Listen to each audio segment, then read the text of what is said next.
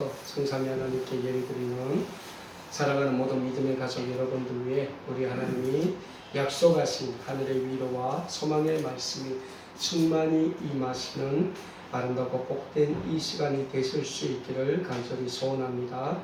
우리 아름다운 꿈의 교회는 2019년 신앙의 주제를 성도와 신앙으로 정하고 매주일 우리에게 주시는 하나님의 말씀으로 이 시대에 우리 그리스도인들에게 있어서 가장 올바른 신앙은 어떤 신앙이 되어야 하는가에 대해서 말씀을 통해서 배우고 있습니다.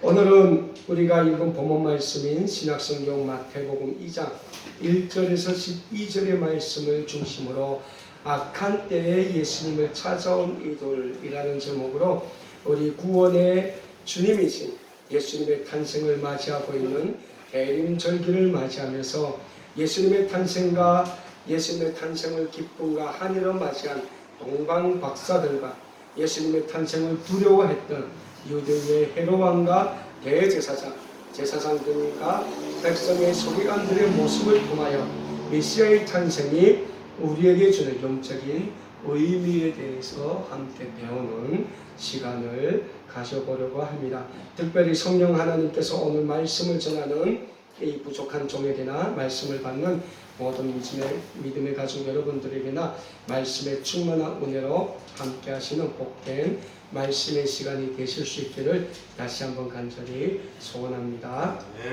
사랑하는 여러분, 오늘 우리가 읽은 본문 말씀인 신약성경 마태복음 2장을 살펴보면 예수님께서 이 세상에 오실 당시의 상황을 잘 기록하고 있습니다. 예수님이 이 세상에 오실 당시의 상황을 살펴보며 이 세상은 악한 시대였음을 우리는 오늘 본문 말씀을 통해서 잘 알 수 있습니다. 예수님께서 이 세상에 오실 당시 이 세상은 가난과 질병, 고통 가운데 많은 사람들이 살고 있었습니다.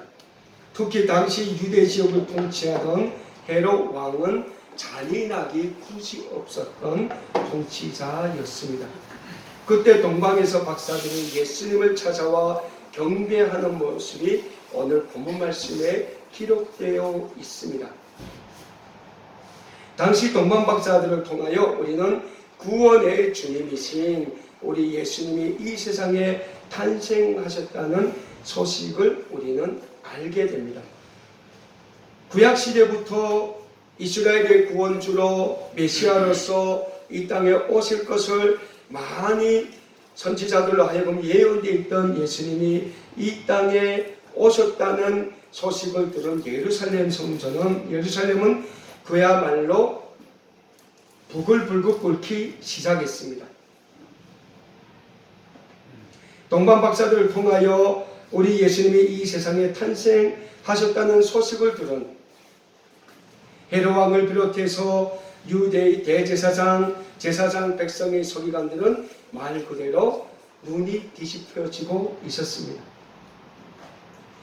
사랑하는 여러분, 당시 이 세상은 가난과 질병, 전쟁으로 인한 고통이 만연되어 있었습니다. 특별히 유대 사람들은 로마의 식민지 통치하에서 신음하고 있었습니다. 이렇게 가난과 질병, 식민지 고통에서 시달리던 유대의 사람들뿐 아니라 온 세상 사람들은 이 세상의 구원의 주님이신 예수님이 오셨다는 소식을 듣고 얼마나 놀라했겠습니까? 어둠이 세상을 덮고 있을 당시 예수님이 이 땅에 오셨던 것입니다. 그렇다면 당시 예수님을 찾은 사람들은 어떤 사람들이겠습니까? 우선은 예수님의 탄생을 두려워했던 사람들이 있었습니다. 다음으로 예수님의 탄생을 최고의 경배와 한의로 맞이했던 그러한 사람들이 있었습니다. 이러한 두 부류 사람들 중에서 오늘 본문 말씀인 마태복음 2장 1절에서 12절의 말씀에서는 먼저 예수님의 탄생을 두려워했던 자들에 대해서 기록하고 있습니다.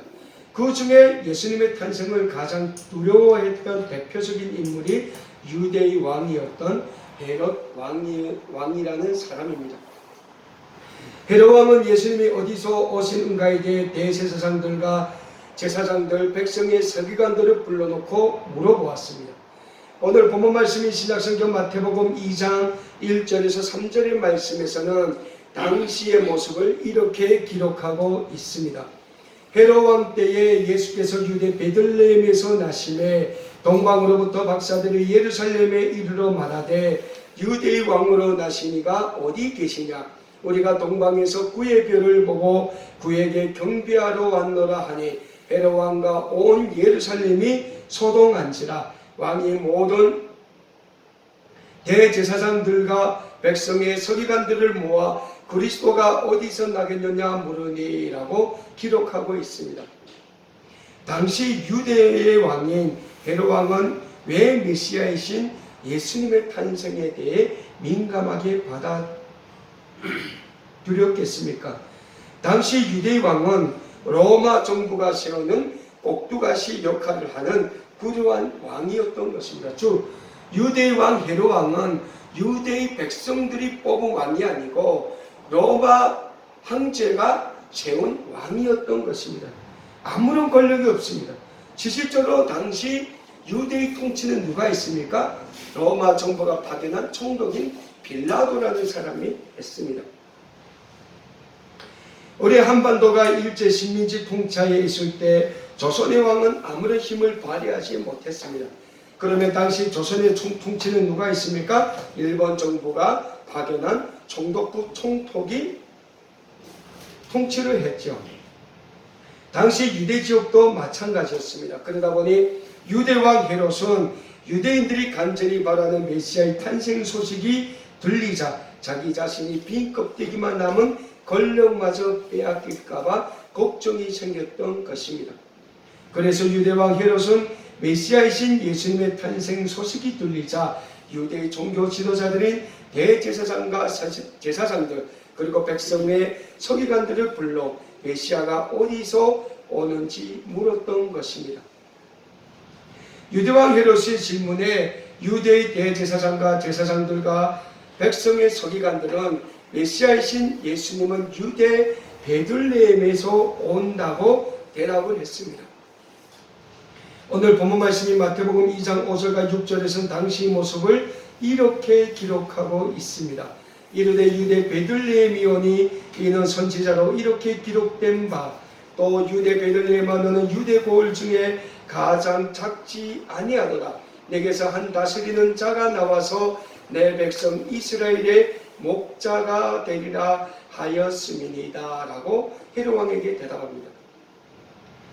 이 유대 대제사장과 제사장들과 백성의 서기관들이 헤롯 왕에게 대답했던 유대 베들레헴에서 예수님이 탄생하신다는 이 정보는 오랜 세월 동안 구약시대 동안 한 1200년 동안 구약의 선지자들을 통해서 하나님께서 끊임없이 예언하셨던 그 예언인 것입니다. 사랑하는 여러분, 메시아의 탄생은 구약시대로부터 하나님이 많은 선지자들을 통해 예언하셨던 복음 중에 복음입니다. 우리 기독교 복음 중에 가장 중요한 복음 두 가지가 있습니다. 뭡니까? 예수님의 탄생이죠. 두 번째 뭡니까? 예수님의 십자가의 죽으심과 부활이죠. 이 두 가지 복음을 우리가 믿지 않는다면 기독교는 아마 이 세상에 오늘까지 존재하지 못했을 것입니다.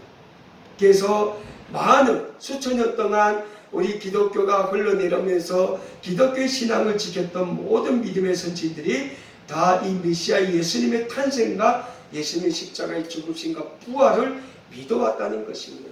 이걸 지켜왔다는 것입니다.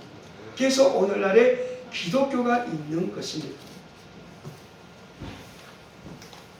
이렇게 메시아의 탄생이 구약시대부터 선지자들을 통해서 하나님의 말씀으로 계속 예언되다 보니 유대인들은 메시아의 탄생을 그 어느 때보다 간절히 기다리고 있었던 것입니다. 이런 유대 백성들이 메시아의 열망을 유대왕인 헤롯은 굉장히 두려워했던 것입니다. 그래서 헤롯 왕은 메시아의 탄생을 가장 경건한 마음과 최고의 경배로 맞이하러 예루살렘으로 찾아온 동방박사들에게 가서 찾아보고 메시아가 오시면 자기에게 알려달라고 이야기합니다.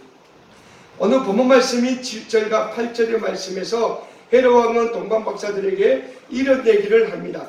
이에 헤롯이 가만히 박사들을 불러 별이 나타난 때를 자세히 묻고 예루살렘으로 보내며 이르되 아기에 대하여 자세히 알아보고 찾거든 내게 고하여 나도 그에게 경배하게 하라라고 말하는 장면이 나옵니다.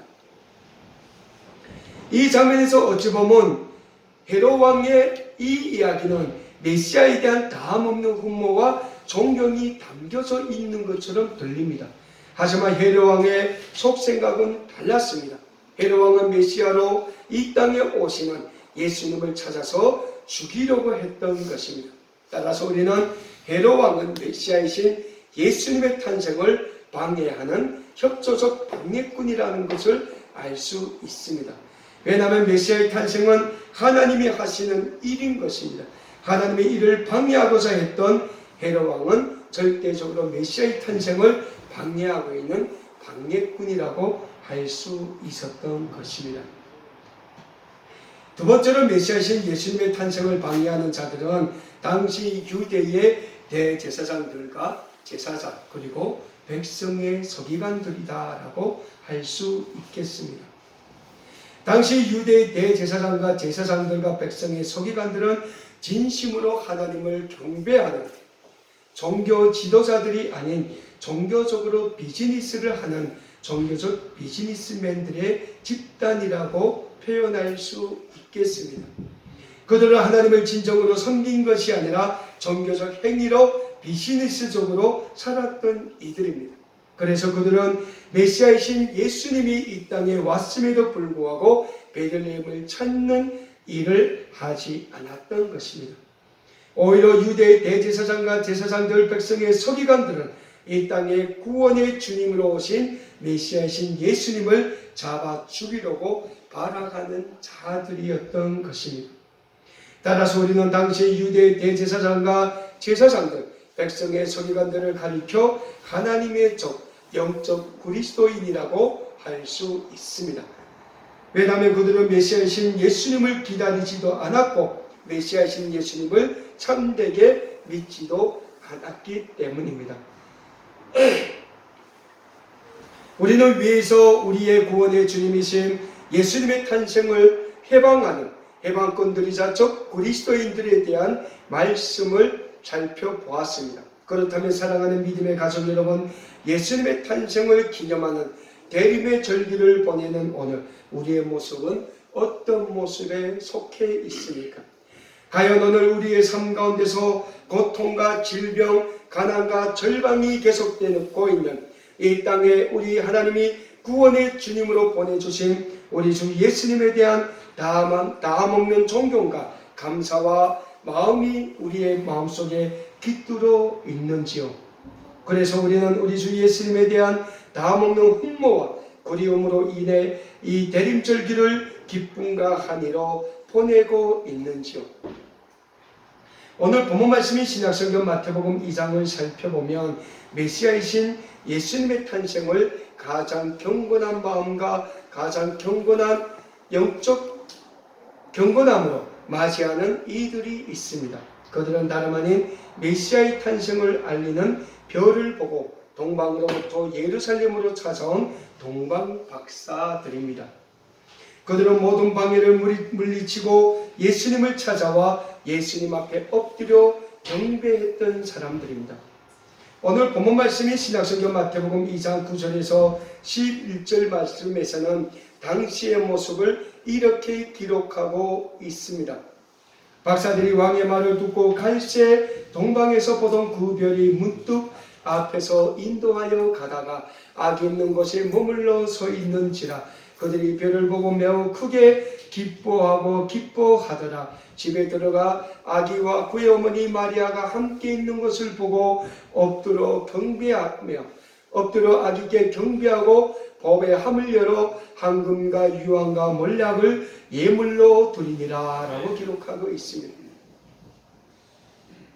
사랑하는 여러분, 사실 영적인 의미로 보았을 때 하나님께서 이 땅에 보내주신 구원의 주님 우리 주 예수님의 탄생을 가장 경건한 마음으로 기다려야 할 사람들은 이방인 출신의 동방 박사들이 아니라 하나님이 선택한 하나님의 선민인 유대인들이며 유대 종교 지도자들은 대제사장과 제사장들과 백성의 서기관들인 것입니다. 하지만 정작 예수님의 탄생을 간절히 기다려야 할 유대의 대제사장과 제사장들과 백성의 서기관들은 예수님의 탄생을 기다리지 않았던 것입니다. 그들은 유대의 왕인 헤롯과 로마의 총독 빌라도와 함께 예수님을 죽이려고 핵책하였던 적 그리스도인 것입니다. 하지만 전능하신 하나님께서는 예수님의 탄생을 이방인의 동방 박사들로 하여금 경배하도록 하기 위해 동방에서부터 별을 보내주셨던 것입니다. 그리고 하나님께서는 메시아의 탄생을 경배한 동방 박사들로 하여금 예루살렘을 거치지 않고 안전하게 고국으로 돌아갈 수 있도록 길까지 열어주었음을 우리는 오늘 본문 말씀을 통해서 잘 알 수 있습니다. 오늘 본문 말씀이 마태복음 2장 12절에서는 이렇게 기록하고 있습니다. 그들이 꿈에 헤롯에게 돌아가지 말라 지시하심을 받아 다른 길로 고국에 돌아가리라. 예루살렘에는 이 땅에 오신 메시아이신 예수님을 죽이려고 노리는 자들이 동방 박사들이 자기에게로 와서 아기 예수님이 계신 것을 알려주기만을 기다리고 있었습니다. 그래서 하나님은 동방 박사들이 예루살렘에 들리지 않고 고국으로 돌아갈 수 있도록 길을 열어주셨던 것입니다. 사랑하는 여러분, 오늘 우리도 마찬가지입니다. 예수님의 탄생을 맞이하는 대림의 이 절기에 우리도 모든 믿음의 가족 여러분들과 함께 오늘 본문 말씀에 등장하는 동방박사와 마찬가지로 우리 구원의 주님이신 예수님을 영적으로 찾고자 하는 가장 경건하고 가장 간절한 마음을 가질 때 하나님은 예수님을 통하여 우리를 만나주시게 되고 우리를 예수님을 믿는 믿음 안에서 구원의 길, 영생의 길로 인도해 주시게 된다는 영적 사실을 우리는 잊지 말아야 하는 것입니다. 오늘 본문 말씀에 등장하는 동방박사들이 먼 나라에서 유대 땅까지 와서 예수님을 만나고 있습니다. 당대 최고의 석학들이었던 동방박사들은 당시 오직 이스라엘의 왕이 탄생할 것을 알고 그 배를 따라왔다라고 오늘 본문 말씀에서는 기록하고 있습니다. 무엇보다 동방박사들은 가장 귀중한 경배의 예물을 들고 와서 예수님이신 메시아이신 예수님을 경배하고 있었습니다. 오늘 본문 말씀에서 메시아이신 예수님을 경배하기 위해 이 유대 예루살렘으로 찾아온 동방박사들은 당시 동방에서는 최고의 과학자, 최고의 우학자, 최고의 전문가들이었던 것입니다. 그들이 메시아이신 예수님을 찾아와 귀한 예물을 드리고 있습니다. 당시 역사적 기록에 의하면 예수님께 헌금을 바친 동방박사 중에 이 헌금을 바친 사람의 이름은 메르키올이라는 사람으로 알려져 있습니다. 당시 헌금은 왕을 뜻하고 있었습니다. 다음으로 유황을 예수님께 바친 사람은 카스팔이라는 사람으로 알려져 있다고 합니다. 당시 유대 땅에서 유황은 사람이 죽었을 때 사람의 시신이 썩지 않도록 하는 방부제의 역할을 한다고 합니다. 이 카스팔이라는 사람의 우리 예수님께 유황을 선물로 드린 것은 우리 인간의 죄를 사하시고 구원하시기 위해 십자가에 죽으시는 우리 예수님을 기념하기 위한 예물로 알려져 있었습니다. 다음으로 예수님께 몰락을 드린 사람은 발타잘이라는 사람으로 알려져 있습니다. 몰락은 죽은 사람의 몸에 바르는 용도로 사용되고 있습니다.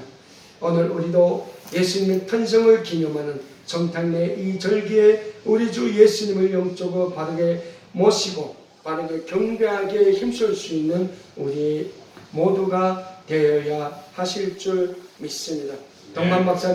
동방박사들은 아기 예수님께 찾아와 가장 경건한 마음으로 가장 경건한 예물을 드리고 있습니다. 사랑하는 믿음의 가족 여러분, 오늘 우리는 예수님의 성탄을 기념하는 대림의 절기에 가장 경건한 마음으로 예수님을 찾아야 합니다. 오늘 우리는 이 세상에 구원의 주님으로 오신 우리 주 예수님을 만나기 위해 먼 길을 온 동방박사들처럼 예수님을 만나기 위해 우리는 예수님을 경배하고 예수님의 탄생을 가장 우리가 경건한 마음으로 맞이할 수 있는 마음의 준비를 하고 있어야 하는 것입니다. 그럴 때만이 우리는 대림의 이 절기를 맞이하면서 예수님의 탄생을 우리가 가장 경건한 마음으로 기념하면서 이 땅에 하나님께서 보내주신 우리 예수님의 탄생을 가장 아름답게 가장 영적으로 우리는 바르게 맞이할 수 있게 되는 것입니다. 무엇보다 우리 믿음의 가족 여러분들이 대림의 이 절기 예수님을 만나기 위해서는 기도로 출발해야 합니다. 그럴 때만이 우리는 예수님을 만날 수 있으며 그분께 경배할 수 있으니 성탄의 주인이신 우리 주님만을 예비하는 우리 아름다운 꿈의 교회 모든 믿음의 가족 여러분들이 되실 수 있기를 간절히 소원합니다. 기도하겠습니다. 이 땅에 구원의 주님으로 오신 우리 예수님, 당신의 이 땅에 오심을 우리가 가장 경건한 마음으로 기다리고 있습니다. 대림의 이 절기를 맞으면서 우리가 하나님께서 이 땅에 보내주신 우리 주 예수님의 그 귀한 성탄의 그 의미를 우리가 늘 생각하면서 우리 주 예수님의 성탄을 가장 경건하고 가장 아름다운 절기로 맞을 수 있는 우리 아름다운 꿈에게 모든 믿음의 가족들이 될 수 있도록 축복하여 주시옵소서. 감사드리며 우리 주 예수님의 거룩하신 이름으로 간절히 기도드리옵나이다. 아멘.